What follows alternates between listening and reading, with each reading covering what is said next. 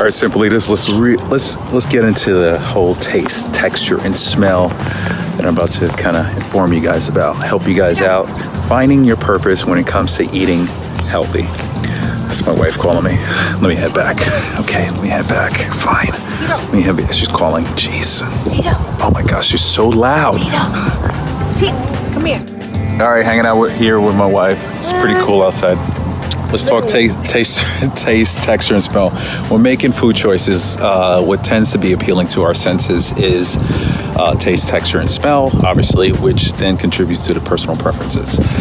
Texture plays a huge part in choosing our foods that we like. Some people may prefer crisp, chewy, or smooth textures, while others would prefer to reject foods that are grainy, slimy, or rubbery. The color, the moisture, and the temperature also reflects the food choices as well. So flavor, the collective experience that describes both taste and smell. Remember that.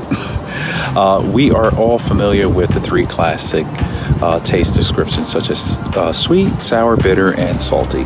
But there are one additional taste sensation that we all experience, and that's umami, which is the Japanese term to taste. Umami is produced by glutamine. Now, glutamate is amino acid building block, protein building block found in MSG, which gives you sort of that meaty and savory taste